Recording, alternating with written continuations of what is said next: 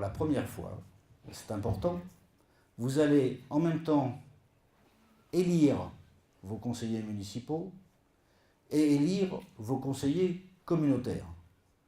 Vous le savez sans doute, Crosne fait partie d'une communauté d'agglomération, dont je suis le premier vice-président en charge de la culture et des équipements sportifs.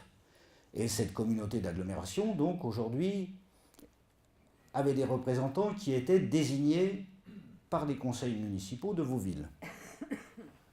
Tout ça va changer. Maintenant, ces conseillers communautaires vont se présenter directement à vos suffrages. Donc vous aurez un bulletin de vote en deux parties.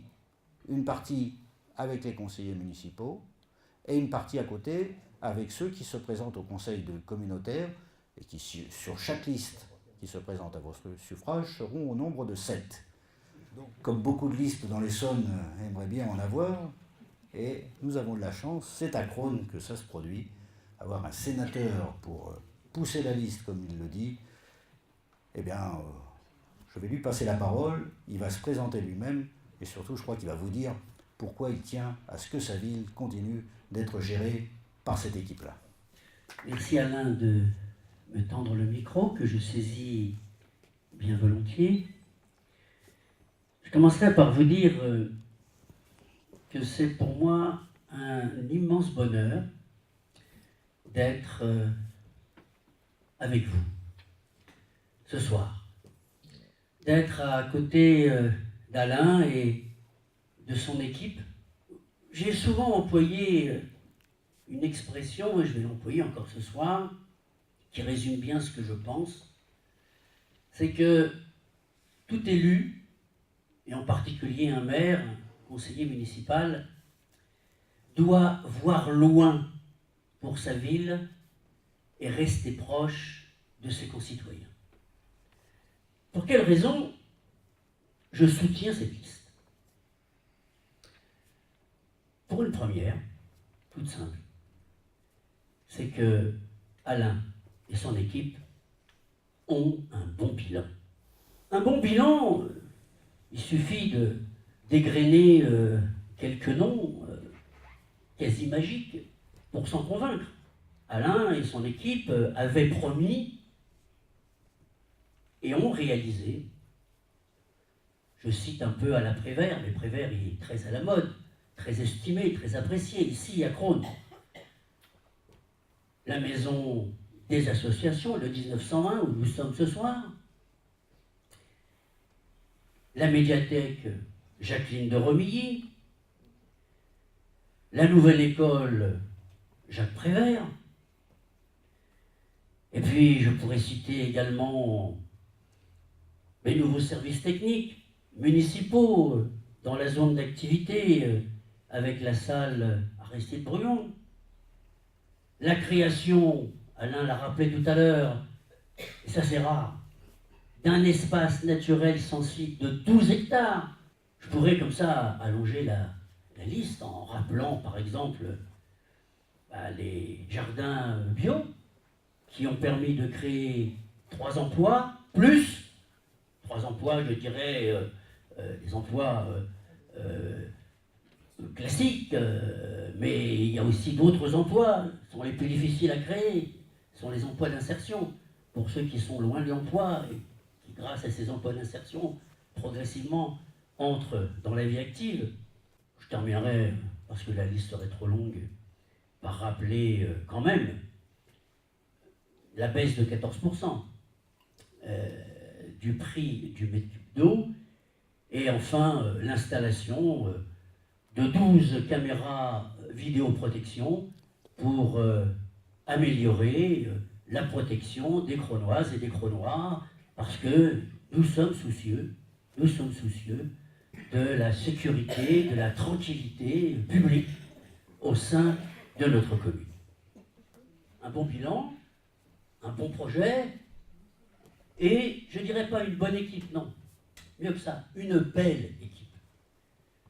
Et puis c'est une équipe également qui représente toutes les catégories sociales, toutes les catégories socio-professionnelles de Crosne, Et enfin, je dirais, c'est peut-être ça le plus important. Et peut-être aurais-je dû commencer par cela. C'est une liste d'ouverture, je dirais, d'ouverture à l'ensemble des Cronoises et des Cronois. Et une liste de rassemblement de tous les Cronois. Et cette liste d'ouverture et de rassemblement, c'est une liste progressiste, parce qu'elle rassemble également toutes les forces de progrès de notre commune. En 2 mots, c'est une équipe qui nous ressemble et c'est une équipe qui nous rassemble. Alain a su, au cours de ces 10 dernières années, eh bien, équiper, moderniser la ville de Crosne, tout en, je dirais, maîtrisant l'urbanisation, car Crosne se développe, et ne pas se développer, c'est mourir.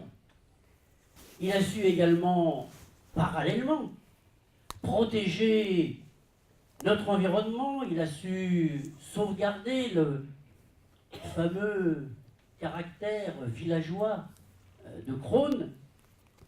Il a su donner la priorité, bien sûr, de l'action municipale à la jeunesse, à l'enfance, à l'école, puisque c'est à l'école que tout commence. Et il a su par là même offrir à chaque jeune Cronois eh bien, les meilleures conditions de réussir. Oui, mes chers amis, votez et faites voter au cours de ces 11 derniers jours pour Alain Girard et pour son équipe. Je sais qu'ils seront dignes de la confiance que vous allez leur renouveler. Alors, mes chers amis, rendez-vous le 23 mars, rendez-vous pour fêter la victoire.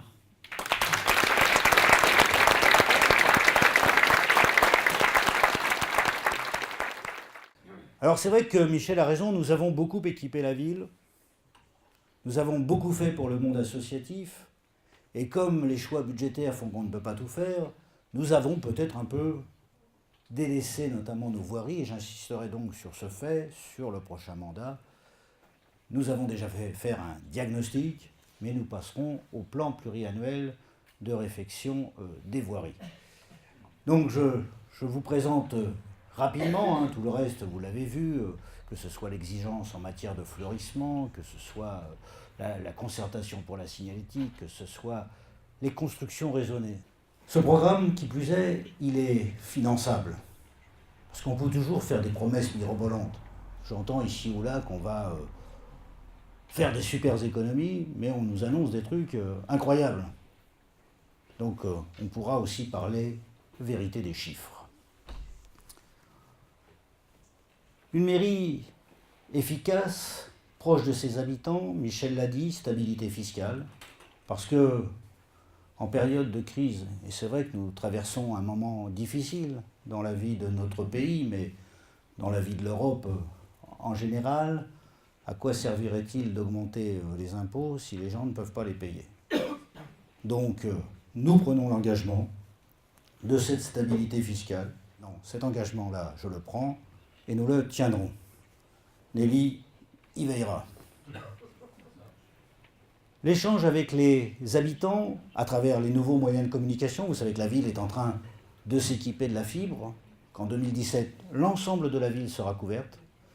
Quartier par quartier, nous avançons, le bas est en train de se faire, et progressivement, toute la ville sera couverte.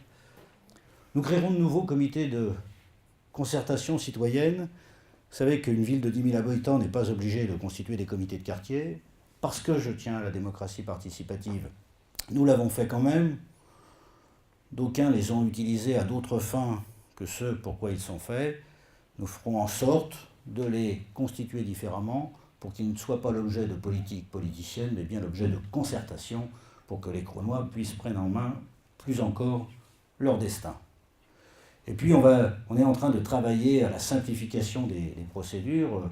Christophe s'y attelle et s'y attellera encore plus demain, de façon à regrouper un certain nombre de services, de générer ainsi des économies, parce que quand on regroupe, eh bien, on peut permettre ce type de choses, et ça, nous allons nous y attacher.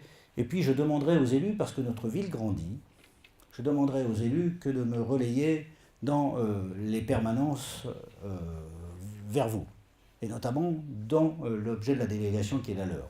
Aujourd'hui, c'est un peu moi qui reçois tout le monde. Je crois que demain, je continuerai de vous recevoir, parce que moi j'ai toujours beaucoup de plaisir au contact direct, mais la ville grandit et il faudra qu'ils s'impliquent encore plus qu'ils ne le font aujourd'hui. Renforcer l'extraordinaire vitalité des associations crosnoises, je l'ai dit tout à l'heure en préambule, donc je ne vais pas y revenir. C'est vrai que nous avons la chance d'avoir une vie associative riche, c'est pour ça que nous avons fait ce 1901, que nous allons le poursuivre, que nous allons poursuivre la politique de programmation culturelle riche et diversifiée à l'espace Falais, que beaucoup nous envient, que nous accompagnerons les initiatives culturelles de la médiathèque Jacqueline de Romilly, cette petite médiathèque qui est un vrai joyau, hein, et c'est incroyable. On croit toujours que le livre est mort. Mais le fait d'avoir créé cette médiathèque fait qu'il y a eu une croissance incroyable du nombre d'adhérents, d'abonnés à la bibliothèque. Ça dépasse nos espérances. Je savais qu'en créant cette médiathèque, nous allions réussir quelque chose, mais à ce point-là, j'avoue que ça dépasse toutes nos espérances. D'aucuns disent qu'il faut faire des économies. Certes, je suis d'accord, il faut faire des économies, et nous allons renégocier tous les contrats de la ville, nous allons restructurer les équipes pour faire des économies. C'est important par les temps qui courent, et de toute façon, avec la diminution des subventions, qu'elles soient d'État, qu'elles soient départementales ou qu'elles soient régionales, même si nous ne le voulions pas, nous y serions obligés. Mais nous le voulons en plus. Mais quand même, le lien social doit rester fort. Et j'ai entendu ici ou là qu'il y en a qui disent, pour faire des économies, entre autres, supprimons le carnaval, c'est-à-dire faisons en sorte que les crosnois ne se rencontrent plus, quoi. Hein? Parce que c'est vrai que c'est plus facile, mais c'est un état d'esprit, c'est une manière de penser la ville, que de dire nous allons gouverner une ville où les gens ne se voient plus. C'est plus simple, mais c'est beaucoup moins riche. Accompagner les enfants et leurs parents, alors il y a eu un grand débat sur les rythmes scolaires. Nous allons lancer ce que j'ai un plan éducatif de développement territorial, et de façon à essayer d'obtenir que ces rythmes scolaires ne se fassent pas à la va-vite et à minima. Moi je tiens à ce qu'ils se fassent au rythme qui doivent être le leur, mais surtout qu'ils soient faits pour apporter à nos enfants. L'objectif de cette réforme, c'est de faire en sorte que nos enfants soient mieux à l'école, mais soient aussi mieux accompagnés à côté de l'école. Et que ça respecte mieux leur rythme chronobiologique. Je le dis clairement, je pense qu'on n'est pas allé assez loin dans la réforme. Que malheureusement, tous les lobbies, les pressions, etc., ont sans doute empêché le ministre d'aller encore plus loin pour respecter encore mieux les rythmes de l'enfant. Mais c'est un premier progrès. C'est un premier progrès si nous savons l'accompagner. Si la dynamique associative qui est la nôtre participe de ce combat. Si notre conservatoire s'adapte à cette nouvelle réforme.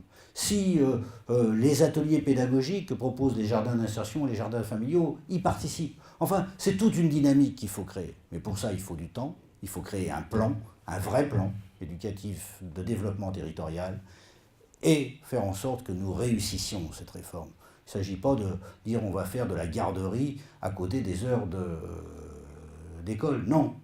Moi, ce que je souhaite, c'est la réussite éducative.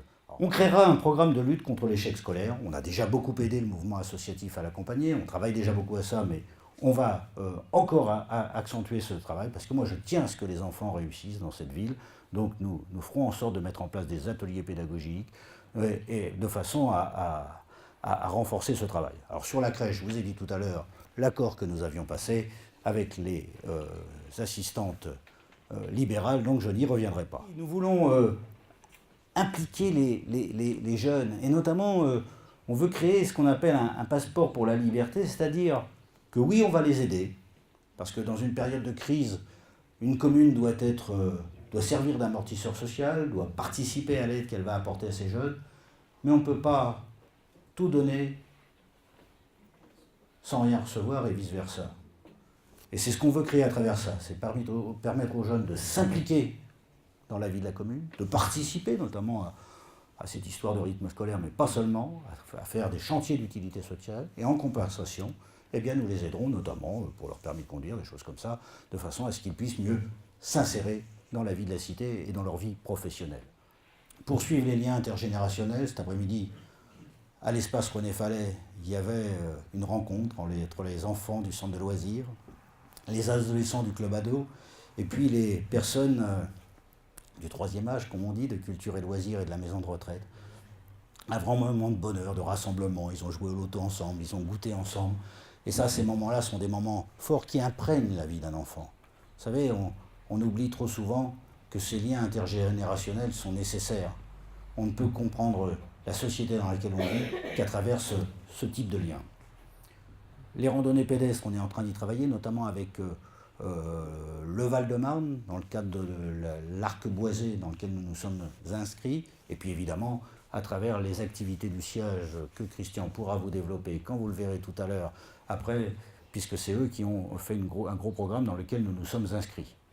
Et puis, on a dit que j'allais construire quelques logements. Oui. Il y a un programme auquel je tiens, et je voudrais le voir mettre en œuvre. Quand nous allons créer l'espace commercial dont je vous ai parlé, je voudrais qu'il y ait autour des logements pour personnes à mobilité réduite et des logements pour personnes du troisième âge dépendantes. Parce qu'il est important que toutes ces personnes puissent vivre dans notre ville, y participer pleinement, avoir un vrai exercice citoyen. Et ça, ce n'est possible que si nous l'accompagnons vraiment. Mon ami Jean-Claude, qui est délégué de l'association des paralysés de France, est là ce soir. Il est venu tester, il m'a fait quelques critiques, il a raison, c'est important, il siège à notre commission d'accessibilité, et nous faisons en sorte que la première place que Crosne occupe dans le Val d'Hier, et qui nous a été décernée par l'APF en termes d'accessibilité, nous puissions la garder, voire l'améliorer. Donc, je tiens, et nous y travaillons avec l'association des paralysés de France, à ce que ces logements-là, oui, existent sur notre ville. Tout à l'heure, Michel vous parlait de la solidarité. La solidarité, ça doit être la solidarité en action. Ce n'est pas la solidarité dans les mots. La solidarité, il faut la faire vivre. La sécurité, vous savez, quand je suis arrivé à Crosne, il y a plus de 20 caméras, quoi. Tes chiffres doivent être réactualisés, Michel. Hein, tu as dit 12, on est à 22 et on va encore... 23, pardon. La 23e, elle vient effectivement d'être mise en œuvre, puisque nous avons eu les autorisations préfectorales il y a un mois à peu près. Donc 23 caméras aujourd'hui sur la ville, plus l'accompagnement de ceux qui ont travaillé avec nous quant à la mise en sécurité de leur résidence. Quand je suis arrivé maire de Crosne, il y avait 1,8 personnes qui se chargeaient de la sécurité des Crosnois. 1,8. Une personne à temps plein et une personne qui était une femme et qui voulait disposer de son mercredi pour s'occuper de ses enfants, ce qui est bien normal. Aujourd'hui, il y a 7 personnes affectées, ce qui, en termes de ratio, fait de Crosne la ville du secteur qui a le plus grand nombre de personnes dédiées à la sécurité par habitant. L'attractivité de Crosne, je vous en ai déjà parlé, on a la problématique commerciale qui est en train de trouver sa place, la zone d'activité, qui est un poumon économique comme il n'y en a pas d'autre dans l'Essonne. Michel Berson avait lancé la manœuvre. Nous l'avons poursuivi par la création d'une nouvelle tranche de zone d'activité. Nous avons à Crosne une zone qui n'existe nulle part ailleurs dans le Val d'Hier. C'est important pour les Crosnois, beaucoup y travaillent.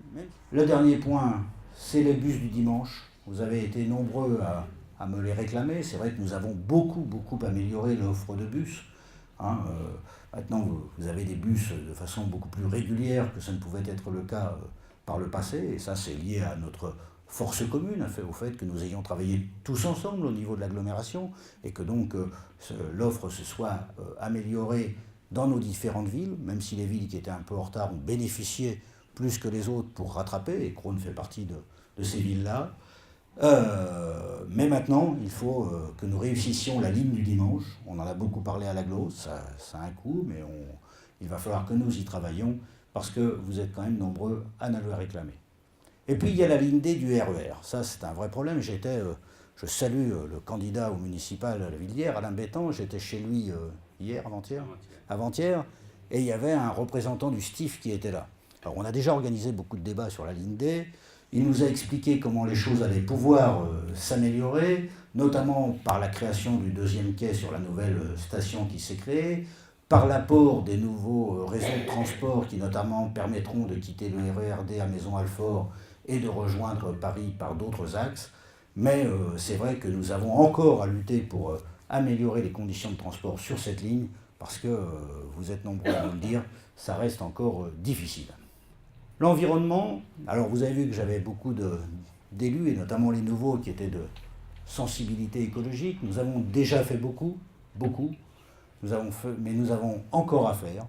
Et donc on va lancer un plan communal de rénovation thermique, notamment pour les bâtiments publics, même si on y a déjà beaucoup travaillé grâce à Alain et à tout ce qu'il nous a apporté, Alain Momonet, l'architecte conseil de la ville, qui lui est un écologiste plus que convaincu.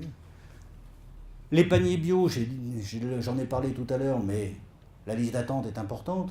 Donc vous savez que l'État a cédé des terrains sur le haut de la ville, notamment à un opérateur qui s'appelle Emmaüs, et il y a des terrains qui sont délaissés. Nous allons essayer de racheter ces terrains, nous y travaillons, et pour permettre d'étendre encore les surfaces cultivées par les jardins d'insertion. D'abord, ça créera de l'emploi, ce qui n'est pas si mal, des emplois d'insertion, c'est important, et en plus, ça permettra de résorber la liste d'attente concernant donc ces produits bio. On travaillera à l'autopartage, à la mise en place de bornes pour les voitures électriques, parce que c'est de plus en plus important, et notamment pour le parc des véhicules des services techniques.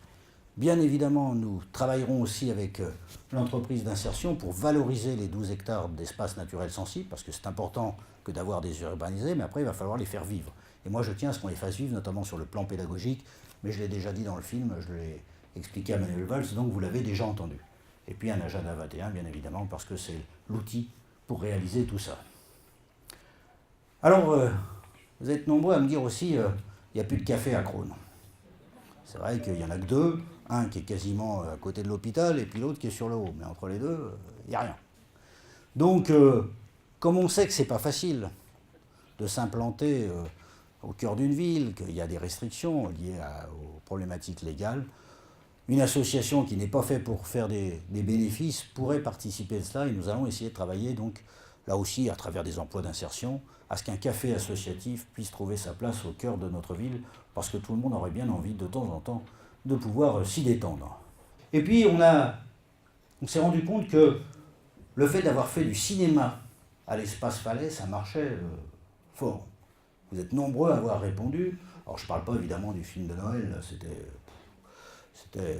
on a fait 2 séances, c'était plein, archi plein, on a même dû aider à ce que certains jeunes puissent aller au Buxy, puisqu'il n'y avait plus de place pour tout le monde sur les 2 séances, 500 places, ça fallait plein les 2 fois, enfin, c'est incroyable. Donc nous allons développer une programmation plus fréquente avec le Buxy, qui est un partenaire avec lequel nous travaillons bien. Et enfin, une commune partenaire. Alors on est dans un moment fort de la vie intercommunale. Je vous ai expliqué tout à l'heure le nouveau mode d'élection, mais il faut aussi savoir qu'en 2015, les agglomérations vont changer. Manuel Valls le disait dans le film en introduction, nous sommes à la limite de la métropole du Grand Paris, puisqu'elle va aller jusqu'à Villeneuve et Valenton, et que nous jouxtons ces villes, donc là il y a un enjeu. Et puis il y a le fait que nos agglomérations, et la loi l'a voulu ainsi, doivent demain, en 2015 c'est demain, atteindre un seuil d'évolution beaucoup plus important, puisque aujourd'hui notre agglomération tourne autour de 100 000 habitants, demain elle devra faire 200 000. Donc ça veut dire qu'il va y avoir des regroupements. Et il est important de travailler à ces regroupements. Il ne s'agit pas de se marier pour se marier, il s'agit de se marier pour que l'agglomération apporte un plus à chaque ville qui la compose.